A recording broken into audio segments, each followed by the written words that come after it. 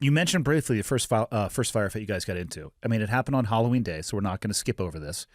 You got to at least give me the wave tops, because I'm assuming it was your first exposure to combat. And I'm curious how it felt for you. I was. And that's actually the whole reason what tied into the book release date, which was kind of cool. Halloween fell on a Tuesday in 2023, and that's what I was able to snag from the publisher. But were you wearing a costume? What's that? Were you wearing a costume? Absolutely not. However, down the road, the after party that happened at the British compound in Helmand, some of the guys did have fashioned out pirate costumes from like mops. They had beards going on from mops and broom handles and all sorts of. Of course they did. Yeah. So we're going down the highway, and there was a group of Afghan police that was with us.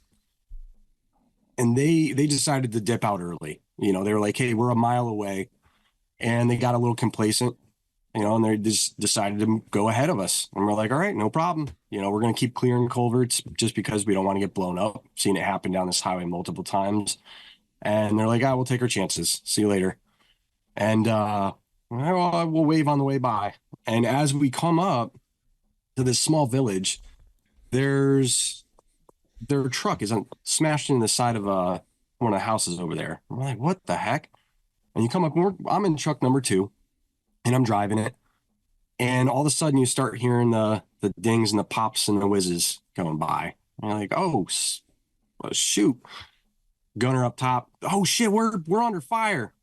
And it was instantly going into, all right, what's going on around me?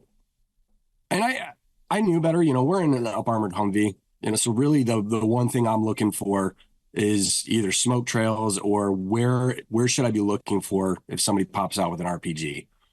And ultimately, it was the fact that we had a Mark 19, which is, you know, your mounted grenade launcher, combined dual with a M240 machine gun. I'm like, we need to get this thing in the fight because the one in front of us only had a 50 cal. And if we're dealing with trying to smash these guys, let's get the bigger gun into the fight.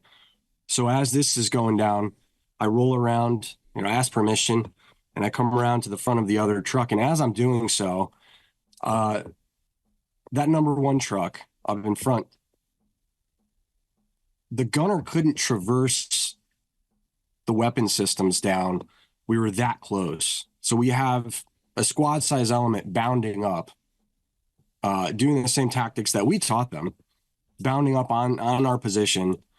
And as I'm passing by, that's right when they had no idea we were there yet. And that was apparent because as soon as that guy rounds that corner and he looks up and he sees, you know, this U.S. military truck sitting on the highway right in front of him, his eyes got as big as saucers. You're talking about an enemy fighter that was that close. It was that close. Yeah. I mean, literally maybe 50 feet. And I want to explain to people what you mean too when it comes to traversing a weapon. Let's just say for safety of occupants in the vehicle, we don't let the weapon point all the way straight down. You know, 40 millimeter has a piezoelectric firing mechanism that has to spin, so those might bounce off the armored Humvee roof, but a 50 cal or the 249 is not going to, so there's hard stop. So what you're describing is an enemy that is in a proximity to you that because of that hard stop, for the safety of the people in the vehicle, he can't actually orient his weapon towards that fighter and shoot. Yeah, and that had to do with because we were on a raised road already, and you're looking at this weapon system is 10 to 14 feet up because it's mounted on top of a MRAP. So he ended up getting tossed a M249 machine gun from underneath, which is a squad automatic weapon, and he jumps up into the turret and smokes 2 guys right there. You know, I mean, it was one of the wildest things to see. And when you hear in training or you hear, you know, we had heard some of the drill sergeants and stuff talk about your adrenaline starts pushing in a firefight like that. And you see things that will happen that are going to seem superhuman. And that's exactly what that type of situation was. I mean, you have somebody jumping up into a turret and just like that. I mean, it was nuts. I haven't really ever seen anything like that since. Yeah, fair.